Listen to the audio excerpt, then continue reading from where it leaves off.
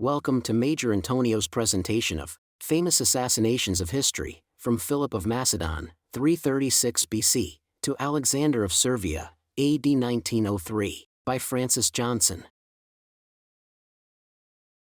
Chapter 1, Philip of Macedon.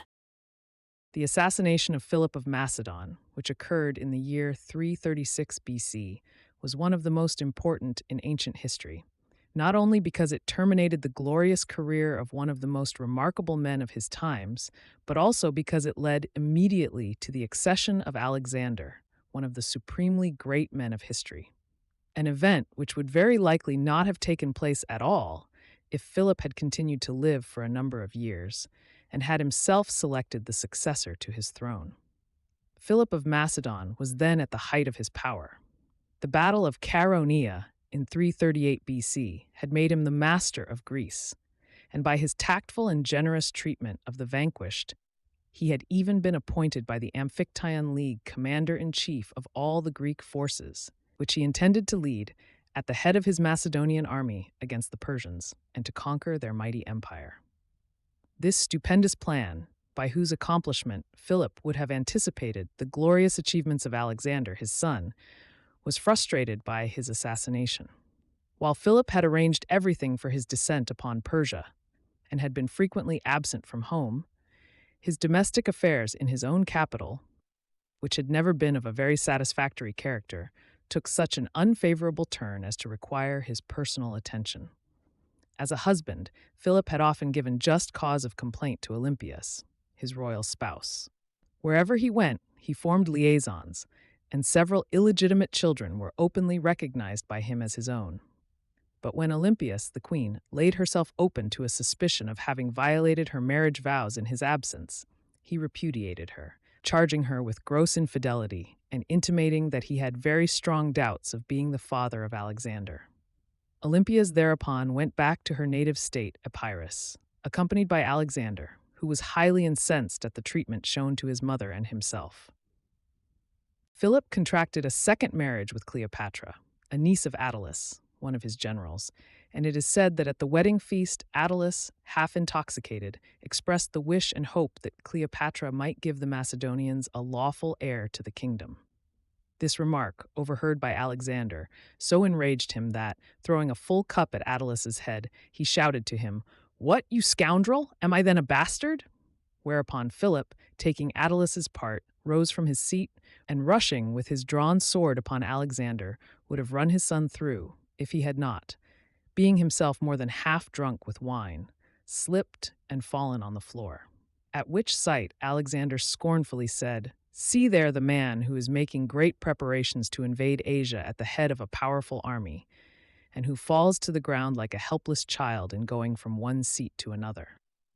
It is said that after this debauch, both Olympias and Alexander retired from Philip's capital, the one going to Epirus and the other to Illyria. By the counsels and efforts of Demaratus, the Corinthian, an old friend of the royal family, Philip was, however, induced to send for Alexander, and the son returned to his father's court. Soon afterwards, Cleopatra gave birth to a son, and the fears of Alexander, who remained in communication with his mother and was filled with jealous rage by her, revived. It is more than likely, although absolute proof of it has never been furnished, that Olympias, in her revengeful jealousy, planned the assassination of the king who had so cruelly offended her pride as a woman, and who, she supposed, was also plotting to exclude her own son from the throne and place upon it the son of her young rival. An opportunity for this act of revenge soon presented itself. A young Macedonian, named Pausanias, had been mortally offended by Attalus and Queen Cleopatra. He appealed to the king for reparation of the wrong done to him, but this being refused, he resolved to revenge himself by taking the king's life. All historians seem to agree that Pausanias was encouraged and incited to this act of revenge by Olympias, but whether or not Alexander was cognizant of the murderous plot and approved it has never been satisfactorily explained and remains one of the unsolved problems of history.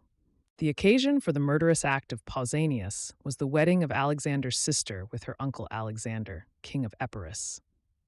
Philip considered this marriage between his daughter and the brother of his first wife, Olympias, an act of consummate statesmanship, inasmuch as it transferred an enemy and an ally of Olympius to his own side and made a friend of him.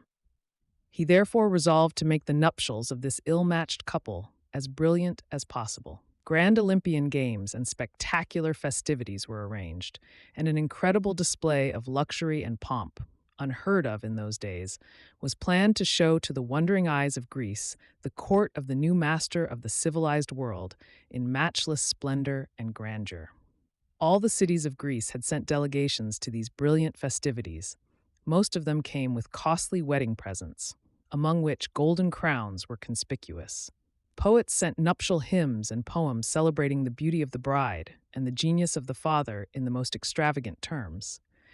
And a noted dramatist of that age, Neoptolemus, composed a tragedy for the occasion, in which Philip, under a fictitious name, was represented as the conqueror of Asia and the triumphant vanquisher of the great Darius. It was at the theater in which this tragedy was to be performed that Philip met his doom. Accompanied by a brilliant cortege of all that were renowned at his court for birth, talent, and wealth, he proceeded to the theater. On approaching the entrance, he bade the noblemen surrounding him to advance and his bodyguard to fall back, so that he might be personally more conspicuous before the enraptured eyes of his subjects.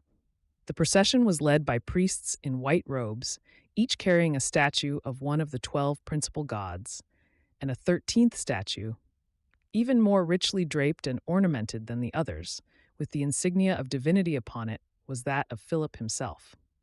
It was the supreme moment of his pride and happiness, but it was also his last. The noblemen and courtiers had already disappeared in the building. The bodyguard, obedient to the king's orders, remained behind. Just at the moment when the king stepped forward, alone, under the gateway of the theater, a man sprang from a side corridor, thrust a sharp, short sword into his side, and hurried off as the royal victim reeled and fell. In the tremendous confusion which arose, the assassin came very near making his escape. He ran toward a swift horse which was kept in readiness for him by friends who evidently knew of the murder and were in the plot. And dazed as the people were who witnessed the assassination, he would probably have escaped had not his sandal caught in a vine stalk and caused him to fall, which gave some of his pursuers time to lay their hands on him before he could get up. In their rage, they killed him with their spears and tore him to pieces. The surroundings and execution of this plot bear a strong resemblance to the assassination of Abraham Lincoln. In both cases, there was an individual murderer. The scene was a theater. The act was done with incredible audacity in the presence of a large concourse of people, and the murderer was crippled by a misstep after the fatal blow. The assassination of Philip of Macedon was not only one of the boldest and most dramatic in history, but it was also one of the earliest in point of time. This concludes today's reading of Famous Assassinations of History by Francis Johnson. Join us also next week for the subsequent chapter.